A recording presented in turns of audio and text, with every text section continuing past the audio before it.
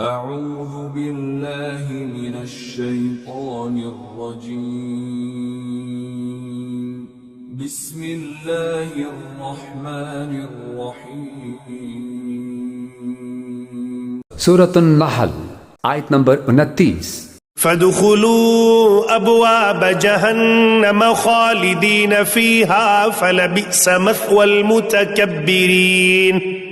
ترجمہ: لہٰذا اب ہمیشہ جہنم میں رہنے کے لیے اس کے دروازوں میں داخل ہو جاؤ، کیونکہ تکبر کرنے والوں کا یہی برا ٹھکانہ ہے. تفسیر: یہ آیت اور اس کے بعد والی آیت جس میں قبض روح کے بعد متقیوں اور ملائکہ کی گفتگو کا ذکر ہے، قرآن مجید کی ان متعدد آیات میں سے ہے جو صریح طور پر عذاب و ثواب قبر کا ثبوت دیتی ہیں. حدیث میں قبر کا لفظ مجازاً عالم برزخ کے لیے استعمال ہوا ہے، اور اس سے مراد وہ عالم ہے جس میں موت کی آخری ہچکی سے لے کر بعث بعد الموت کے پہلے جھٹکے تک انسانی ارواح رہیں گی.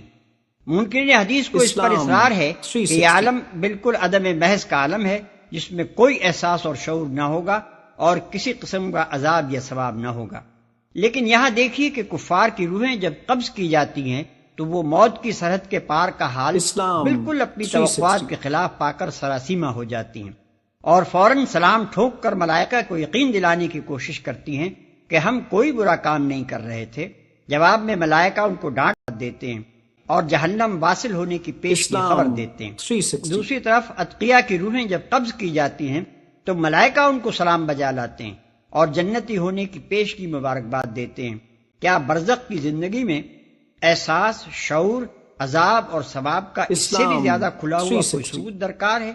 اسی سے ملتا جلتا مضمون سورہ نساء آیت نمبر 97 میں گزر چکا ہے، جہاں ہجرت نہ کرنے والے مسلمانوں سے قبض روح کے بعد ملائکہ کی گفتگو کا ذکر آیا، اور ان سب سے زیادہ صاف الفاظ میں عذاب برزخ کی تصریح سورہ مومن آیت 45-46 میں کی گئی ہے، جہاں اللہ تعالیٰ فرعون اور آل فرعون کے متعلق فرماتا ہے کہ ایک سخت عذاب ان کو گھیرے ہوئے ہے، یعنی صبح و شام وہ آگ کے سامنے پیش کیے جاتے ہیں.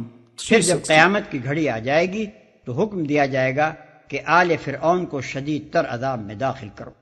حقیقت یہ ہے کہ قرآن اور حدیث دونوں سے موت اور قیامت کے درمیان کی حالت کا ایک ہی نقشہ معلوم ہوتا ہے، اور وہ یہ ہے کہ موت محض جسم و روح کی علیحدگی کا نام ہے، نہ کہ بالکل معدوم ہو جانے کا. جسم سے علیحدہ ہو جانے کے بعد روح معدوم نہیں ہو جاتی، بلکہ اس پوری شخصیت کے ساتھ زندہ رہتی ہے جو دنیا کی زندگی کے تجربات اور ذہنی و اخلاقی اکتسابات سے بنی تھی. اس حالت میں روح کے شعور، احساس، مشاہدات اور تجربات کی کیفیت خواب سے ملتی جلتی ہوتی ہے. ایک مجرم روح سے فرشتوں کی باز پرس اور پھر اس کا عذاب اور اذیت میں مبتلا ہونا اور دوزخ کے سامنے پیش کیا جانا، سب کچھ اس کیفیت سے مشابہ ہوتا ہے جو ایک قتل کے مجرم پر پھانسی کی تاریخ سے ایک دن پہلے ایک ڈراؤنے خواب کی شکل میں گزرتی ہوگی.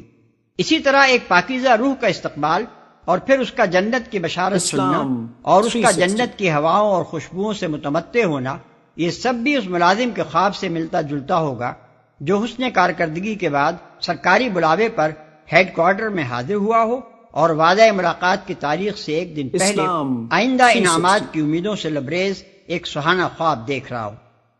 یہ خواب یک لخت نفخ سور دوم سے ٹوٹ جائے گا اور یکایک میدان حشر میں اپنے آپ کو جسم و روح کے ساتھ زندہ پا کر مجرمین حیرت سے کہیں گے یا ویلنا من بعثنا من مرقدنا، یعنی ارے یہ کون ہمیں ہماری خوابگاہ سے اٹھا لایا.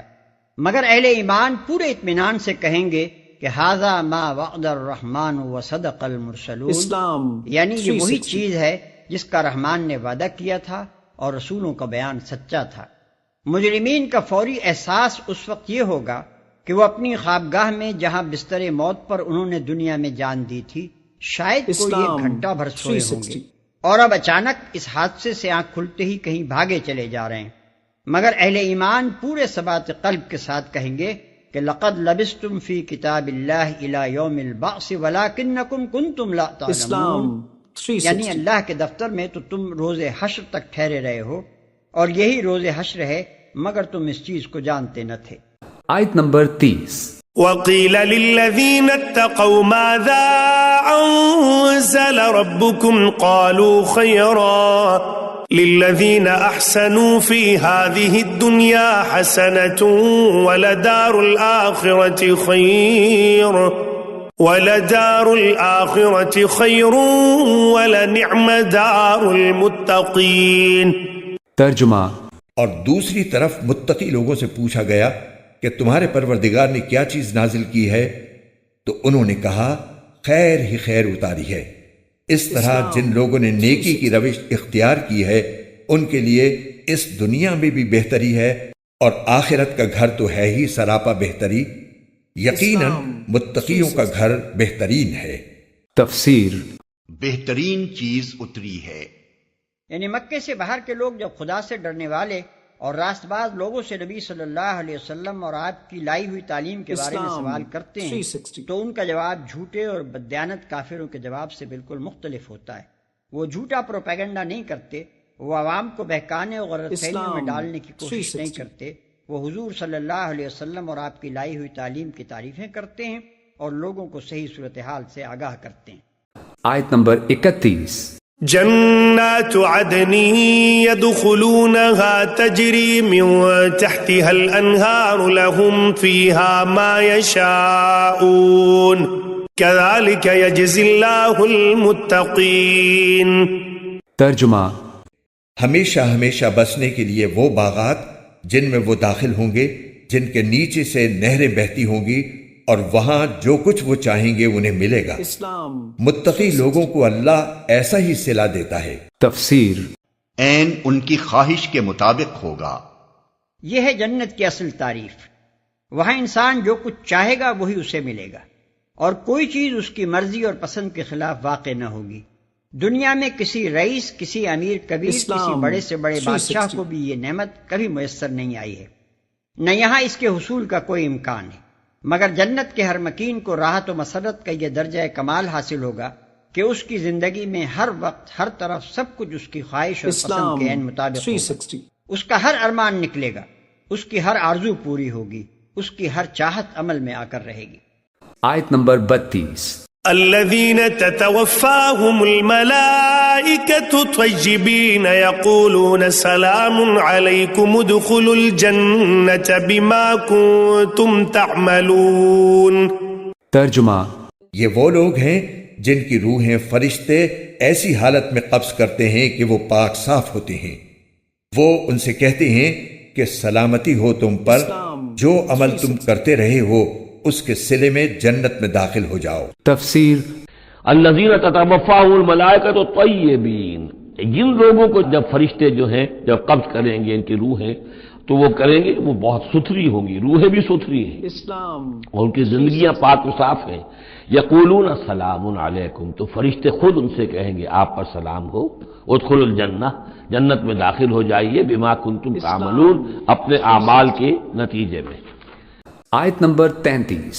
هل ينظرون إلا أن تأتيهم الملائكة أو يأتي أمر ربك كذلك فعل الذين من قبلهم وما ظلمهم الله ولكن كانوا أنفسهم يظلمون۔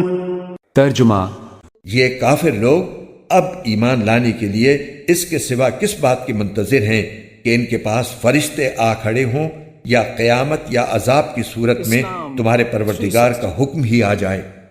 جو امتیں ان سے پہلے گزری ہیں انہوں نے بھی ایسا ہی کیا تھا، اور اللہ نے ان پر کوئی ظلم نہیں کیا، لیکن وہ خود اپنی جانوں پر ظلم ڈھاتے رہے تھے۔ تفسیر۔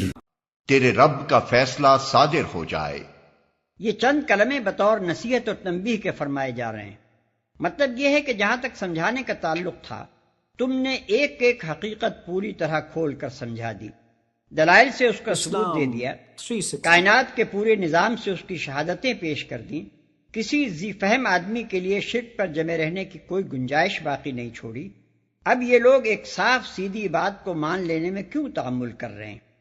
کیا اس کا انتظار کر رہے ہیں کہ موت کا فرشتہ سامنے آ کھڑا ہو تو زندگی کے آخری لمحے میں مانیں گے، یا خدا کا عذاب سر پر آ جائے تو اس کی پہلی چوٹ کھا لینے کے بعد مانیں گے؟